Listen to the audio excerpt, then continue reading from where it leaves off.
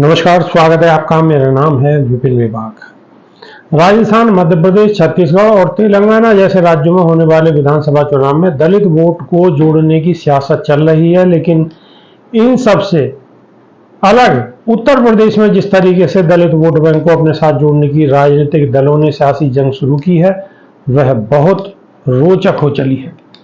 राजनीतिक जानकार और वरिष्ठ पत्रकार देवेंद्र शुक्ला कहते हैं कि राज्य में समाजवादी पार्टी के मुखिया अखिलेश यादव अपने पीडीए मॉडल से दलितों को साधने की पूरी सियासी बिसात बिछा चुके हैं। समाजवादी पार्टी के नेताओं ने हाल ही में हुए उपचुनाव में अपनी जीत का पूरा श्रेय इसी पीडीए यानी कि पिछड़े, दलित और अल्पसंख्यकों को दिया था। समाजवादी पार्टी से जुड़े नेताओं का कहना है कि उनकी पार्टी की ओर से जारी दिशा निर्देशों के मुताबिक सभी कार्यकर्ता और पदाधिकारी पीडीए के मुताबिक ही अपने गठबंधन को न सिर्फ मजबूत कर रहे हैं बल्कि आगे की सियासी राह को भी बढ़ा रहे हैं। पार्टी इस योजना के मुताबिक आने वाले दिनों में होने वाले सम्मेलनों में दलित, पिछड़ा और अल्पसंख्यकों को न सिर्फ मजबूती के साथ आगे रखा जाएगा बल्कि उनके क्षेत्र और इलाकों में पार्टी के बड़े बड़े जिम्मेदार नेताओं और पदाधिकारियों को भी बड़े स्तर पर भेजने की योजना है। समाजवादी पार्टी के राष्ट्रीय प्रवक्ता और पूर्व मंत्री राजेंद्र चौधरी कहते हैं कि अखिलेश यादव ने जिस पीडीए की बात की है, दरअसल समाज में इस तबके के लोगों के साथ मिलकर देश और प्रदेश के बेहतर निर्माण में आगे बढ़ाया जा सकता है। समाजवादी पार्टी जिस तरीके से उत्तर प्रदेश में पिछड़े, दलित और अल्पसंख्यकों के माध्यम से अपनी सियासी राह बना रही है, ठीक उसी तर्ज पर कांग्रेस ने भी दलितों को अपने पाले में रखने का एक बड़ा दांव खेला है। हालांकि यह दांव शुरुआती दौर में है तो दलितों की एक बिरादरी पासी समुदाय पर फोकस करते हुए किया गया है, लेकिन पार्टी सिर्फ पासी ही नहीं बल्कि जाटव समेत अन्य दलितों को अपने साथ जोड़ने का मेगा अभियान चलाने जा रही है। कांग्रेस पार्टी की ओर से जारी कार्यकर्ताओं और पदाधिकारियों को निर्देश के मुताबिक वे अपने अपने क्षेत्रों और इलाकों में दलित समुदाय के साथ भोज करें और उनको संगठनात्मक स्तर पर जोड़ें।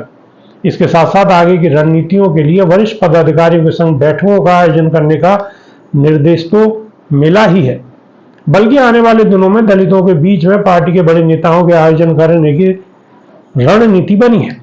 सियासी जानकार और वरिष्ठ पत्रकार अब्दुल कय्यूम कहते हैं कि जिस तरीके से कांग्रेस ने अपने बड़े दलित नेताओं के चेहरों को आगे करके समाज को अपने साथ जोड़ने की प्रक्रिया शुरू की है, उससे पार्टी के नेताओं को उम्मीद है कि आने वाले चुनाव में वह अपने खोए हुए इस महत्वपूर्ण वोट बैंक को अपने साथ जोड़ पाएंगे। कांग्रेस पार्टी के राष्ट्रीय प्रवक्ता सुरेंद्र राजपूत कहते हैं कि उनकी पार्टी जातिगत आधार पर कोई भेदभाव नहीं करती है। कांग्रेस पार्टी हमेशा से सभी धर्म और जातियों के लोगों को आगे बढ़ाने की बात करती आई है, क्योंकि समाज के आखिरी पायदान पर खड़े हर व्यक्ति को आगे लाना है। इसीलिए उन सभी लोगों के साथ कांग्रेस कंधे से कंधा मिलाकर चल रही है। उत्तर प्रदेश में दलितों की सियासत को अपने साथ जोड़ने के लिए समाजवादी पार्टी और कांग्रेस के साथ साथ भारतीय जनता पार्टी ने भी अपनी बड़ी सियासी रणनीति बनाई है। योजना के मुताबिक भारतीय जनता पार्टी प्रदेश के अलग अलग हिस्सों में दलित महासम्मेलन कर समुदाय के लोगों से सीधे तौर पर मुखातिब हो रही है। भारतीय जनता पार्टी की योजना के मुताबिक 15 अक्टूबर को पश्चिम उत्तर प्रदेश में और 27 अक्टूबर को पूर्वांचल के साथ साथ बनारस में बड़ा सम्मेलन तय किया गया है। इसके अलावा तय योजना के मुताबिक अवध क्षेत्र में भी दलित महासम्मेलन करने की तैयारी है। भारतीय जनता पार्टी के मुताबिक 2 नवंबर को इस क्षेत्र में दलित महासम्मेलन कराया जाएगा। राष्ट्रीय स्तर पर भारतीय जनता पार्टी के अलग अलग राज्यों में दलितों को केंद्र सरकार की योजनाओं से अवगत कराने के लिए तैयारी की गई है और रणनीतिकारों की टीम के एक वरिष्ठ नेता बताते हैं कि उत्तर प्रदेश में आयोजित किए जाने वाले दलित महासम्मेलन में न सिर्फ राज्य की बल्कि केंद्र के बड़े नेता शिरकत करने की तैयारी में है। इसमें गृह मंत्री और रक्षा मंत्री समेत कुछ बड़ी जगह पर बड़े आयोजकों में प्रधानमंत्री नरेंद्र मोदी भी पहुंच सकते हैं। राजनीतिक जानकारों का कहना है कि जिस तरीके से सभी सियासी दल दलितों को अपने साथ जोड़ने की रणनीति बना रहे हैं, उससे बहुजन समाज पार्टी को निश्चित तौर पर एक काउंटर और बड़ी रणनीति तो बनानी ही होगी, क्योंकि बहुजन समाज पार्टी का सबसे बड़ा वोट बैंक दलित समुदाय ही रहा है। CSJM विश्वविद्यालय में राजनीतिक शास्त्र के पूर्व प्रवक्ता और उत्तर प्रदेश की राजनीति में दलितों की भूमिका पर शोध करने वाले डॉक्टर जगत राम कहते हैं कि अगर मायावती की सियासत को ढंग से देखा जाए तो पता लगता है कि बीते चुनाव में कम हुई सीटों के बाद भी उनके वोट बैंक में बड़ी सेंधमारी नहीं हो सकी है। भले ही मायावती की पार्टी को विधानसभा चुनाव में एक ही सीट क्यों ना मिली हो, प्रोफेसर जगत राम का मानना है कि जिस तरीके से सभी राजनीतिक दल, खास तौर से सत्ता पक्ष, अपनी योजनाओं के माध्यम से जब दलित समाज को अपनी ओर जोड़ने की तैयारी करता है तो उसका व्यापक असर भी किसी भी जाति विशेष समुदाय पर पड़ता ही है।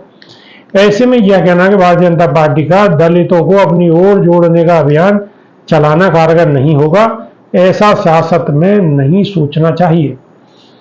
राजनीतिक जानकारों का मानना है कि आने वाले लोकसभा चुनाव में अगर बहुजन समाज पार्टी बहुत सक्रियता के साथ दलित समाज को अपने साथ नहीं जोड़ती तो संभव है कि उसका नुकसान भी दलितों के वोट बैंक के वजह से उनको उठाना पड़े। इसका सीधा सीधा असर बहुजन समाज पार्टी यानी कि मायावती के वोट बैंक पर पड़ सकता है। अभी के लिए सिर्फ इतना ही। नमस्कार।